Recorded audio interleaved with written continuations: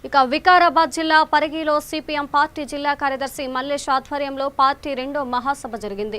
ముందుగా జిల్లా కార్యదర్శి పార్టీ జెండాను ఆవిష్కరించారు. అనంతరం సిపిఐ జిల్లా కార్యవర్గ సభ్యులు వెంకయ్య మాట్లాడుతూ ప్రజల తరపున సమస్యల పరిష్కారానికి ఉధృత పోరాటం చేస్తామని చెప్పారు. పరిగి మున్సిపల్ పరిధిలో 15 వార్డుల్లో సిపిఎం శాఖలు ఏర్పాటు చేసి అన్ని వార్డుల్లో స్థానిక సమస్యలపై అధ్యయనం చేసి పరిష్కరించడానికి కృషి చేస్తామని అన్నారు.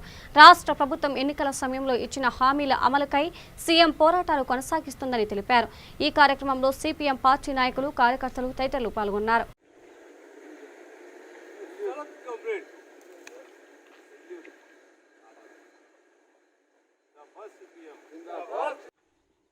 పరిగి పట్టణ సిపిఎం శాఖ రెండో మహాసభ నిర్వహించడం జరిగింది. ఈ శాఖ మహాసభకు జిల్లా కార్యదర్శి మల్లేష్ గారు హాజరయ్యారు. అదే రకంగా పార్టీ సభ్యులు కూడా ఈ శాఖ మహాసభలో పాల్గొన్నారు. శాఖ మహాసభ కూడా పూర్తి అయింది. అనంతరము జెండా ఎగురవేయడం అనేది జరుగుతుంది.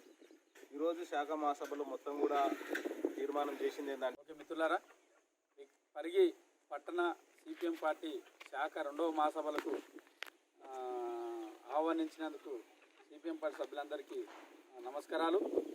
ఈరోజు CPM party all India committee పిలుపులో భాగంగా శాఖ మహాసభ నుండి జిల్లా మహాసభ, మండల మహాసభ, రాష్ట్ర మహాసభలు కొనసాగుతున్నటువంటి షెడ్యూలు విడుదల చేయడం అనేది జరిగింది. ఆల్ ఇండియా కమిటీ పిలుపులో భాగంగా పరిగి పట్టణ శాఖ రెండవ మహాసభను నిర్వహించుకోవడం అనేది జరిగింది. భవిష్యత్తులో నవంబర్లో వికారాబాద్ జిల్లా మహాసభ తాండూరులో నిర్వహిస్తూ ఉన్నాం.